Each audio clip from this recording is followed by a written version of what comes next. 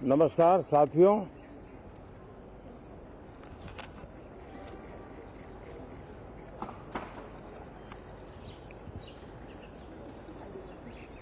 शीतकालीन सत्र है और माहौल भी शीत ही रहेगा।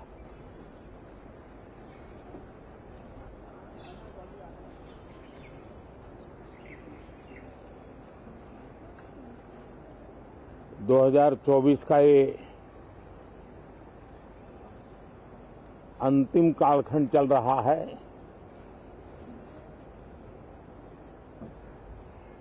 देश पूरे उमंग और उत्साह के साथ 2025 के स्वागत की तैयारी में भी लगा हुआ है। साथियों, संसद का ये सत्र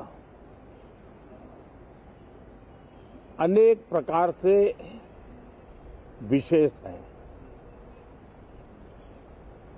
और सबसे बड़ी बात है हमारे संविधान के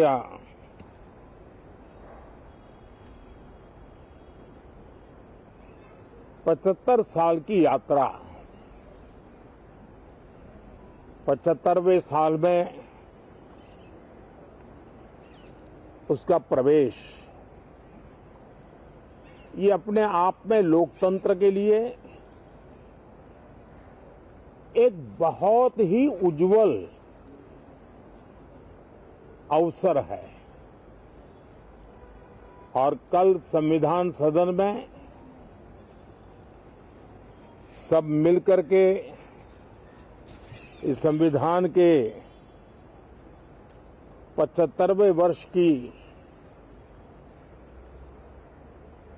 उसके उत्सव की मिलकर के शुरुआत करेंगे।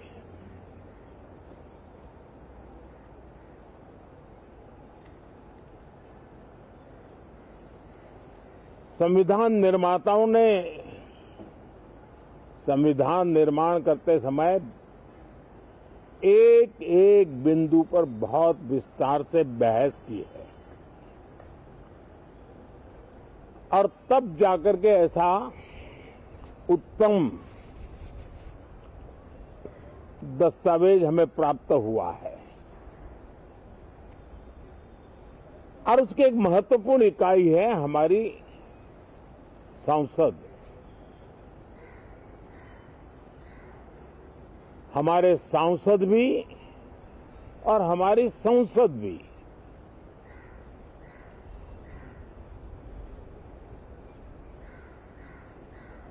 पार्लियामेंट में स्वस्थ चर्चा हो, ज्यादा से ज्यादा लोग चर्चा में अपना योगदान दें। दुर्भाग्य से कुछ लोगों ने अपने राजनीतिक स्वार्थ के लिए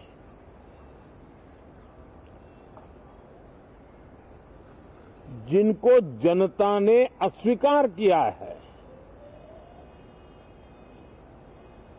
वे संसद को भी मुट्ठी भर लोगों के हुड़दंगबाजी से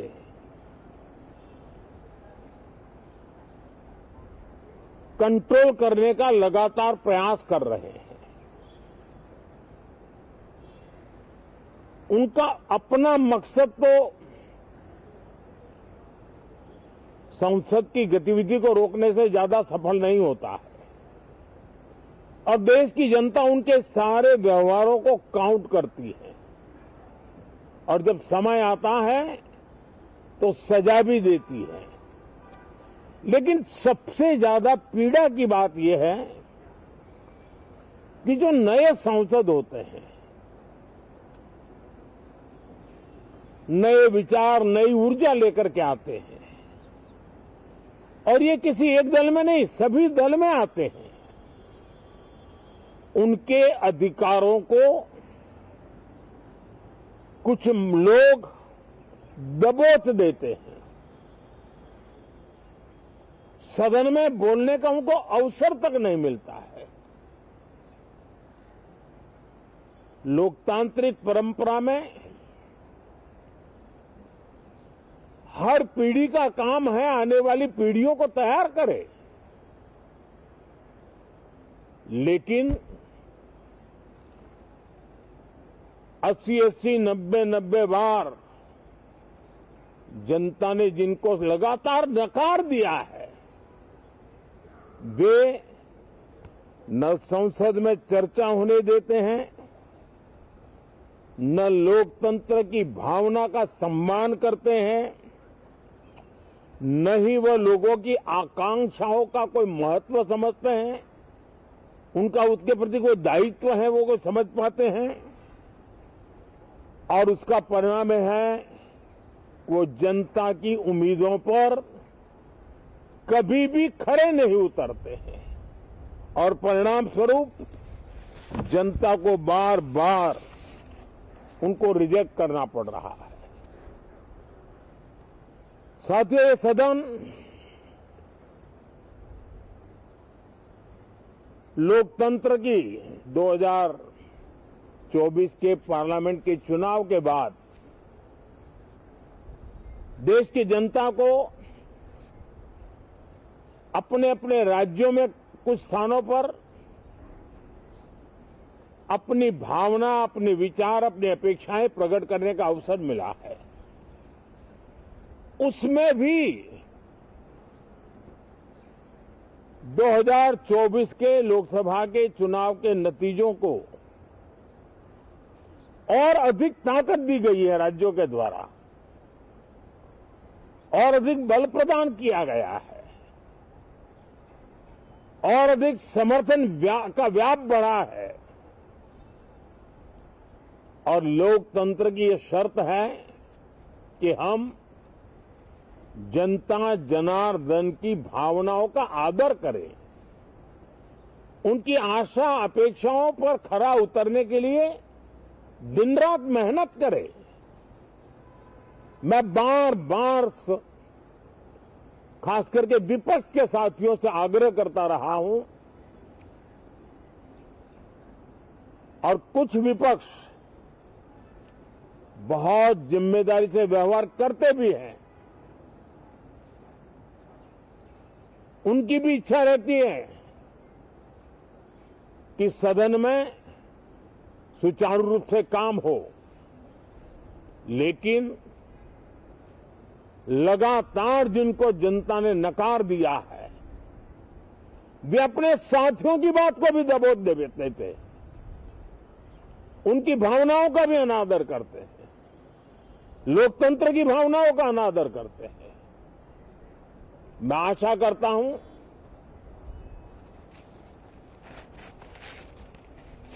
कि हमारे नए साथियों को अवसर मिले। सभी दल में नए साथी हैं, उनके पास नए विचार है, भारत को आगे ले जाने के लिए नई नई कल्पनाएं हैं। और आज विश्व भारत की तरफ बहुत आशा भरी नजर से देख रहा है, तब हम संसद का समय का उपयोग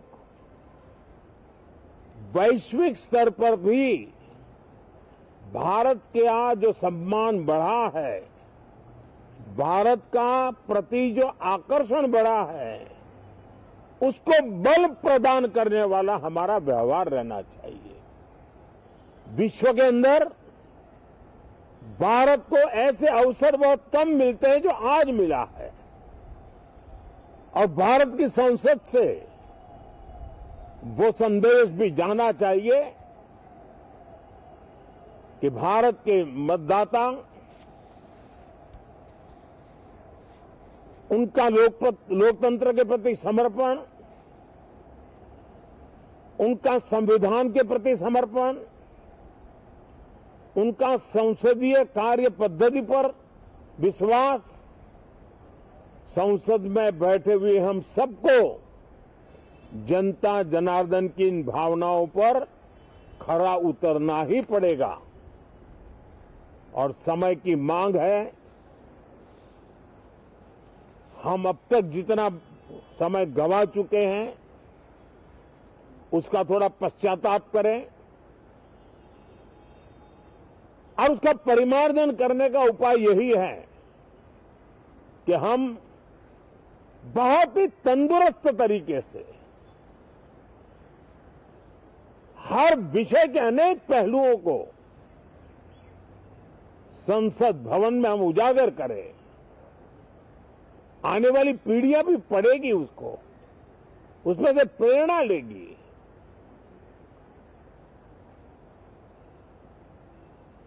मैं आशा करता हूं कि ये सत्र बहुत ही परिणामकारी हो, संविधान के 75वें वर्ष की शान को बढ़ाने वाला हो, भारत की वैश्विक गरिमा को बल देने वाला हो, नए सांसदों को अवसर देने वाला हो, नए विचारों का स्वागत करने वाला हो। इसी भावना के साथ मैं फिर एक बार सभी माननीय सांसदों को उमंग और उत्साह के साथ इस सत्र को आगे बढ़ाने के लिए निमंत्रित करता हूं, स्वागत करता हूं। आप सब साथियों का भी बहुत बहुत धन्यवाद। नमस्कार।